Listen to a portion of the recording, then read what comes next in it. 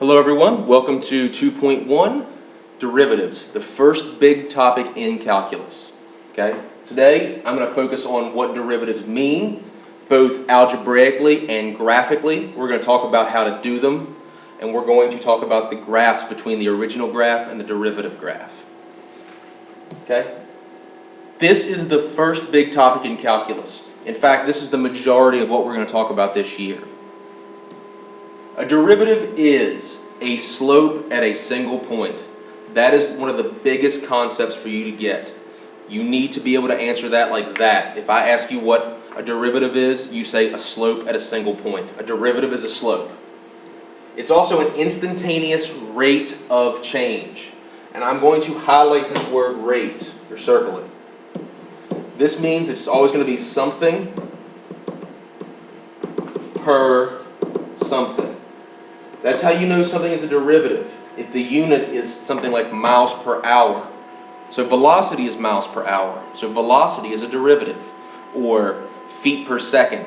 Or inches per hour. Or people per day. Anything it's per, it's a rate.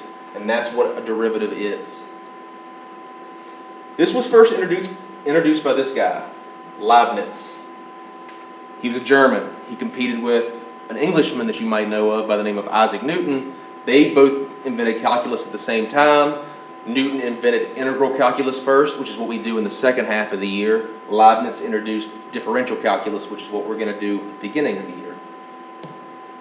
Let's talk about derivatives, and I really want to focus on the real world meaning of them. This is where most people have trouble.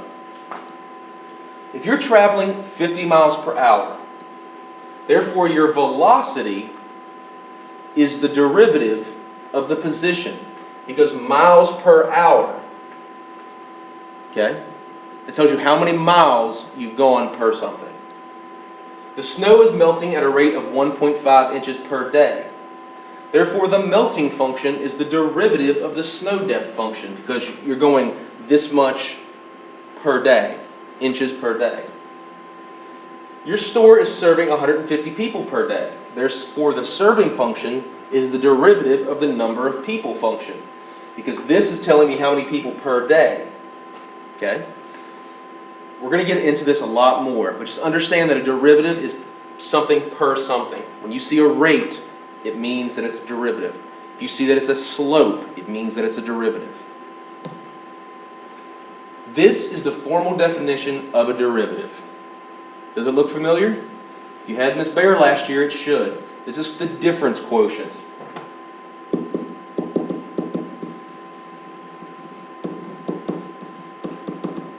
And we use this to find instantaneous, instantaneous rate of change. Hey, guess what? The word for that is derivative. In calculus, we call the instantaneous rate of change the derivative. So this is the formal definition of it. Okay? Notice that this is f prime. That's the symbol for derivative. That's one of many, many, many symbols for derivative. So f prime means find the derivative of f. In fact, all of these mean derivative. I have f prime of x, y prime, dy dx, df dx, d dx of f of x. All of these notations mean derivative. Okay? They all were talking about a slope or a change. They all mean derivative. You don't have to memorize these, but just be able to recognize these. Side note, dx does not mean d times x. dy does not mean d times y. This means change of x. Or for those of you that have taken physics, it means delta x. Just like this means delta y. Okay? The derivative of a function is the slope of that function. So let's find the slopes of this function.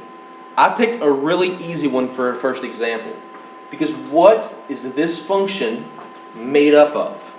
It's made up of lines. And you guys should know how to find the slope of a line if you're in calculus. So let's look at this first slope. What's the slope of this line? Well, it's up 2 and over 1. That's a slope of 2. How about from here to here? I went up 1 and over 1, 2, 3. So that's a slope of 1/3. This one's really easy. It's flat. It's a slope of 0. Flat slopes are 0 slopes. Then how about this one? It goes down 1, 2, 3 and over 1, 2, 3. If you go down 3 and over 3, that's a slope of -1. So this function has 4 different slopes. Let's say I wanted to graph this. That's what my graph would look like. A slope of 2, and then a slope of 1/3, and then a slope of 0, and then a slope of -1. Notice something. Open circles. Why is that? Use some common sense. At that point, is the slope 2 or is it 1/3? It can't be either. It can't go from 2, it can't be 1/3. So I have to put an open circle there. Anytime there is a corner, there is no derivative. Corners don't have derivatives. We'll talk a lot more about that next section. Okay, that's all fun and games, but let's actually do a derivative now. Difference quotient. You guys did this a lot last year. So it is the limit as h approaches 0 of f of x plus h minus f of x all over h. Well, take the function and plug in x plus h. So it's x plus h squared minus 3 minus the original function, x squared minus 3 all over h. Let's clean this up a little bit. If you tell me that's x squared plus h squared, I'm going to yell at you and embarrass you in class. That is not x squared plus h squared. You have to write it twice and FOIL it, but I'm going to assume that you guys could do that. That's x squared plus 2xh plus h squared minus 3 minus x squared plus 3 all over h. Let's cancel out what we can cancel out. Gone and gone, gone and gone. So now I have the limit as h goes to 0 of 2xh plus h squared over h. Okay? What do you see that all of them have in common? They all have one h, so let's cancel out one h. So that's 2x plus h. That's as simple as I can make it. So now let's plug in 0 for h, and the answer is 2x. So I can say that if that is the original problem, then y prime is 2x. Now what does that mean? That means that if you give me this parabola, which is x squared minus 3, and I ask you for the slope of any point, well, what about the slope of this parabola? It's changing. Every point has a different slope. If I wanted to know the slope at x equals 2, I'd plug it in here. What is the slope at x equals 2? Well, 2 times 2 is 4. What if I want to know the slope at -1? The slope at -1 would be -2. What about the slope at 0? If you plug in 0 right here, what would the slope of 0 be? It's 0. Notice what happens when you have a slope of 0. It's the bottom, or it could be the top. It's where it changes directions. Also notice this. I started with a parabola. When I took a derivative, I got this equation. I got a line. That sure is interesting. We'll talk more about that later too. Okay. Big concept here. One of the most missed concepts in calculus. In fact, it's so easily confused, I did a mini lesson on it. So check Edline and YouTube for a mini lesson that talks about average versus instantaneous rate of change. But let's talk about it right now. Again, one of the most important distinctions in all of calculus. You've got to know it, you've got to remember it. The average change is the change between 2 points. So I want you to remember that average change, average slope, is between 2 points. So we find those 2 points, and we find the slope between them. That's an Algebra 1 problem. Y minus y over x minus x. That's the average change between 2 points. The instantaneous rate of change, or the instantaneous change, is at 1 point. That is why you need calculus. That's actually why calculus was created. We can find slope at 1 point. That we use the derivative for, the difference quotient. Okay? So average means 2 points. Instantaneous means 1 point. Average 2 points slope. Instantaneous 1 point derivative. The position of the particle in inches moving along the x-axis can be given by that formula. So this formula tells you how something is moving, left and right. Find the average velocity of the particle over the interval from 0 to 4. So I want to know the average rate of change. I want to know how fast it's going from 0 to 4. Well, if I want average, average tells me 2 points. What are my 2 points? There's 0 something and 4 something. How do I find the somethings? I plug it into the original problem. 0, negative 5, 16, 32, 48, 43, I think that's right. 16, 48. So 43 minus negative 5, all divided by 4 minus 0. That's 48 over 4, which is 12. What's the units? If it's a velocity, it's something per something. How far? 12 inches per second. Which makes sense. From negative 5 to 43 is 48 spaces. You went 48 spaces in 4 seconds. That averages out to 12 inches per second. This is a different problem. The instantaneous velocity of the particle at t equals 3. Instantaneous means derivative. So I need to do the difference quotient of this thing. Limit h goes to 0 of 3 t plus h quantity squared minus 5 minus 3t squared minus 5 all divided by h. A lot of algebra here. I'm going to skip some of it because I assume that you guys can do algebra. That's limit as h goes to 0 of 3t squared plus 6th plus 3h squared minus 5 minus 3t squared plus 5 all over h. I FOILed that out and I multiplied the 3 in. Cancel, cancel, cancel, cancel, cancel. Now what do you notice everything that's left has in common? They all have an h in it. So that's the limit. As h goes to 0 of, cancel 1h out, boom. 6t plus 3h. If I plug in 0 for h now, I get the derivative of this function is 6t. So, the derivative of this function, x of t, I would write it like this. X prime of t is equal to 6t.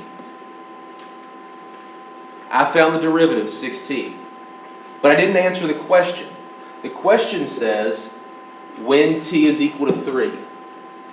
So, how do I find it? I plug 3 in right here. X prime of 3 is equal to 6 times 3. That makes x prime of 3, 18. What are my units? This is a velocity, so I want 18 inches per second.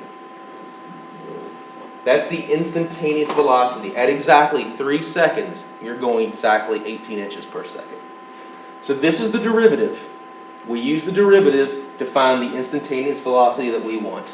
And don't forget units. How do I use a calculator to do this? Half of the test is calculator. So be very comfortable with how to use a calculator. There are some problems that you cannot do by hand, you must do in the calculator. We can use the calculator to find the derivative of a function at a specific point. So back to this problem. I can't use a calculator to find that the derivative is 6t. But I can use the calculator to tell me that the derivative at 3 is 18. I can't do this on the calculator, but I can do this. In other words, it can find the instantaneous rate of change at a given point. Not the general function, not the entire derivative, just at one point. Can't find the general formula, you must use a limit to do that. And here are the steps. We're going to graph the function, we're going to hit second trace 6, we're going to type in whatever x value we want, and we're going to hit enter. Jumping back to here, I want the instantaneous velocity when t equals 3. So I grab my calculator and I plug this in. I don't have a t button, so I use x. Graph it. And now second trace 6. Notice that 6 is one of those symbols for derivative. dy dx is a symbol for derivative. It's going to ask me at what value do I want to do it at. X equals 3. And it tells me that the derivative is 18. Okay? That is an important thing to know how to do. Remember, half the test is calculator. Half the test is calculator. You have to be able to do that. If a function is differentiable, it has a derivative everywhere. Okay? Differentiable just means there's always a derivative. It must be continuous and smooth. So, before it can be differentiable, it has to be continuous. Okay? If a function is not differentiable, then it's not continuous. It doesn't work the other way though. And it has to be smooth. No corners or no cusps. Cusp is like if this is a corner where two lines meet, a cusp is like that where two curves meet. Functions on closed intervals must have one-sided derivative defined at the endpoints. We'll talk about that later. What's a closed interval?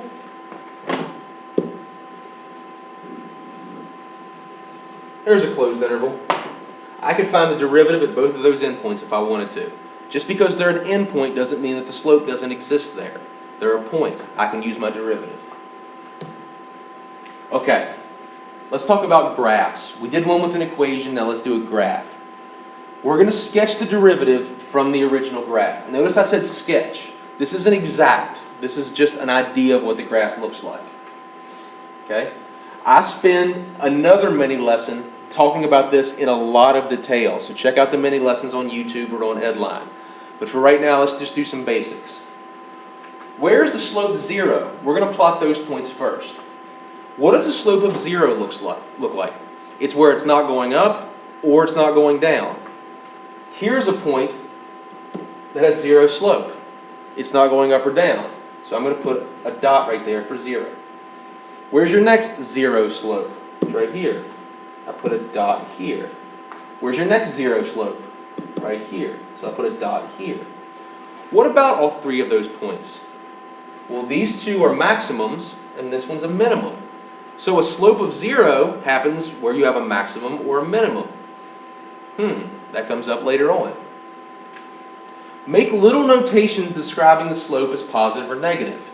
Will you guys tell me, is this first slope positive or negative? It's positive, and then this slope is negative, and then this slope is positive, and then this slope is negative. Remember, negative slope means that f prime is negative. The derivative is negative. What does it mean for a graph to be negative? It means the graph is below the x-axis. If the slope is positive, it means the graph is above the x-axis. So I need to draw a graph that goes above, goes through 0, then goes below, and then goes through 0, and then goes above, and then goes through 0, and then goes below. Now, where did I get those above and belows from? The slopes. This part of the graph has to be above the axis. This part of the graph has to be below the axis. This part of the graph has to be above the axis. This part of the graph has to be below the axis. Now, let's just sketch what this looks like. I've got to start out above the axis and go through this point. Now I've got to go below the axis, but I've got to come back up through that point. Now I've got to go above the axis, but I've got to come back through that point. Now the rest of the graph is below. That's not an exact graph. I don't know how low to go before I come back up or how high to go before I come back up. I just sketch a general idea of what's going on there. Many times people have trouble with graphing these. So if that's a little overwhelming for you, don't panic. We will spend a lot of time on this. Writing tangent and normal lines, last thing. This comes up all year long. I just need you to know this. To write the equation of a line, you need two things. You need a point and a slope. I will ask that question 100 times this year. What do I need to write a line? I need a point and a slope. Well, points are easy. How do you think I find a slope? What's slope in calculus? A derivative. We're going to find a derivative, and that's going to tell me my slope. Tangent lines have parallel slopes. That means they have the same slopes. Normal lines have perpendicular or opposite reciprocal slopes. And then this form right here is point slope form. Y and x stay y and x because every equation has a y and an x in it. This stands for y of the point. This stands for x of the point. This stands for slope. Slope we get from the derivative. Let's try an example. I'm not going to make you calculate a derivative again, so let's just do a basic one. Suppose that f of 3 is 11 and f prime of 3 is 5. Write the tangent line and normal line to f of x at the point 3 comma 5. Oops, I'm sorry. I lied to you. That should say 3 comma 11. I wrote that wrong. Sorry. What two things do I need to write the equation of a line? I need a point and I need a slope. What's the point? It tells me the point's 311. It tells me that here, and it tells me that here. How do I find the slope? Well, the slope is the same thing as the derivative at 3. What is the derivative at 3? It's 5. So now I have all the information I need. For the tangent line, it's y minus the y value of the point equals the slope x minus the x value of the point. On a short answer quiz or test, you're done. That's the equation of the line. You're fine. On multiple choice, they won't leave it like that, so that'll be y equals 5x minus 15 plus 11 is minus 4. Again, I'm fine with this, but multiple choice will write it like that. And half the quizzes and tests are multiple choice. Believe it or not, those are the hardest ones. How about a normal line? Well, normal lines are exactly the same, except the slope is different. The slope is the negative reciprocal, so it's negative 1/5. Again, good enough for me. But if it's multiple choice, they won't leave it like that. That's negative 1/5 x. That's 3/5 plus 11, 55/5, 58/5. Get ready to do a lot of fractions this year, guys. Okay, tangent lines and normal lines. That's it for the basics of derivatives. We're going to spend the next semester talking about derivatives, so don't panic if today was a little overwhelming. If you have trouble with the difference quotient, come talk to me. If you want more practice with graphs, come talk to me. And check out the mini lessons on Edline and on YouTube. Okay? As always, I'm here before school, after school, or during study hall if you need me. Just come say something to me. Thanks, guys.